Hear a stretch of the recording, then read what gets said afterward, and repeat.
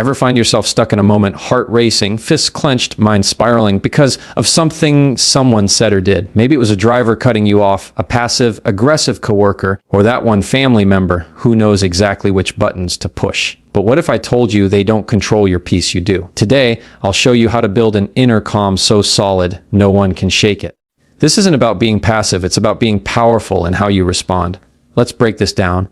You ever notice how the moment something triggers us, our mouth moves faster than our brain? Someone says something off, does something rude, and before we even realize it, we've snapped. Our tone shifts, our body tenses, and now we're in it, emotionally hijacked.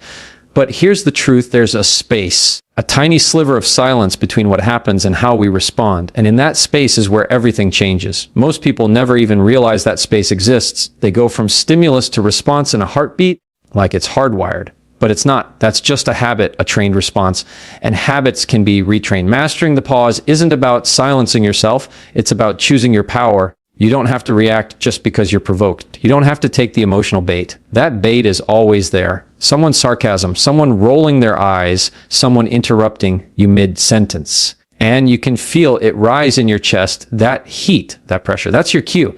That's the moment you pause. Now, let's be real, pausing doesn't always feel good, especially when you feel disrespected. Your ego wants to defend, attack, or shut down. But power doesn't live in those knee-jerk reactions. Power lives in self-control. It lives in the deep breath, in the steady eye contact, in the choice to respond instead of explode. When you pause, you give your nervous system a moment to reset. You're not denying your emotion. You're acknowledging it without handing over the keys. That's emotional maturity. That's strength. Let me give you a real moment. A woman came up to me after an event and said, "I just can't help it. My boss says one thing, and I go from calm to furious in seconds. It's like I black out."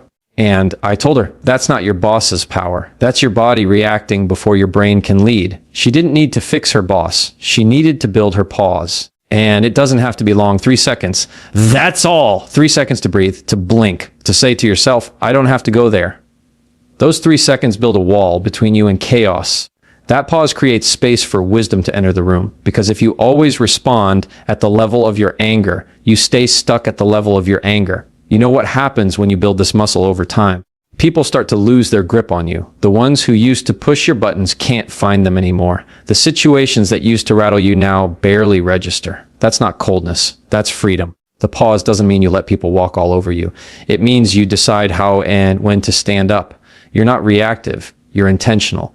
And intentional people don't fight every battle. They don't get baited into every argument. They know their peace is too expensive to give away every time someone else is having a bad day. You want to feel less angry, less bothered? Then stop giving away your reaction for free. Make people earn your energy. Make them earn your words. Don't just hand over your power because someone made a comment or gave you a look. Hold your power close. Guard it. And I promise you, the more you practice this, the stronger you become. The pause grows. The space widens. And inside that space, you find yourself. You find clarity. You find peace. This is where your real control lies, not in what others do, but in what you choose to do next. So, pause, then choose power. It's so easy to take things personally. Someone snaps at you in a meeting, and your mind immediately goes, what did I do wrong? A friend goes silent, and you wonder, did I offend them? That text with no emoji. IR, are they mad at me? We internalize other people's behavior like it's a direct reflection of us, like we somehow caused it. But here's what I need you to understand most of the time, it's not about you at all. It's about of them. People are patterns. They bring their habits, their history, their trauma, their fears everywhere they go. If someone is constantly short-tempered, defensive, or dismissive, that's not a verdict on your worth. That's a pattern they've likely repeated with everyone they come in contact with. It just happened to land on you today. The moment you detach from the idea that their behavior is about you, you take back your peace. You stop feeling like you have to fix yourself to fix them. That's a heavy burden to carry, and it's one you don't need to hold. Someone cuts you off in traffic. It's not personal. That's how they drive. A coworker gives you the cold shoulder. It's likely their default mode when they're overwhelmed or insecure. Your partner shuts down during arguments, not because you're not worth talking to, but because they never learned how to communicate through discomfort. That's a pattern. And when you can name it as that, you release yourself from taking it on as your responsibility. Now, I know it still feels personal, especially when it's someone close. But think about this. If someone hands you a box of emotional chaos and you take it, carry it, open it, and start sorting through it, you just made it yours. but it was never yours to begin with. You have the right to set it down. You have the right to say, that belongs to you, not me. We're not here to carry everyone's emotional baggage. We're not here to decode every cold glance or snide remark, because 9 times out of 10, that person is reacting from a wound you didn't cause. And sometimes your presence, your peace, even your success, it triggers something in them that has nothing to do with you and everything to do with what they haven't resolved within themselves. Here's where the shift happens. Instead of asking, F, why are they doing this to me? Start asking, F, what pattern are they stuck in? That doesn't excuse poor behavior, but explains it. And when you understand it, you stop internalizing it. You gain distance. And distance gives you clarity. I once had someone in my life who would constantly belittle people in conversations, always making subtle jabs, always needing to feel smarter. For years, I took it personally. I'd leave those moments questioning myself, shrinking a little, until I realized this isn't about me. That person needed to feel in control because they felt small. Their pattern wasn't personal. It was protective. Once I saw that, I stopped reacting. I stopped shrinking. And more importantly, I stopped feeling angry. That's what this is really about, reclaiming your emotional energy. Because when you take everything personally, you live in a constant state of offense. You walk through life with your guard up, your heart tired. But when you detach from the pattern, you can stand in front of someone's storm and stay dry, because you know, this isn't mine. You deserve to live from a place of confidence, not confusion. And that begins by seeing people for what they're actually showing you. Not a reflection of your worth, but a mirror of their patterns. And once you recognize that, you can decide how close you let them get. Not out of fear, but from wisdom. So the next time someone's behavior makes you want to question your value, take a breath. Ask yourself, is this about me? Or is this just their pattern playing out again? That question alone can set you free. You don't have to carry what was never yours. So much of our anger, our frustration, our stress, it doesn't actually come from what happens. It comes from what we tell ourselves about what happens. That inner dialogue, that split second story we create to make sense of a situation becomes the lens we see everything through. And the truth is, most of the time, the story isn't even accurate, but our emotions, they still react like it's gospel. Think about it. Someone walks past you without saying hello. Instantly, your mind starts writing, they're ignoring me. I must have upset them. They're being rude on purpose. That story builds tension.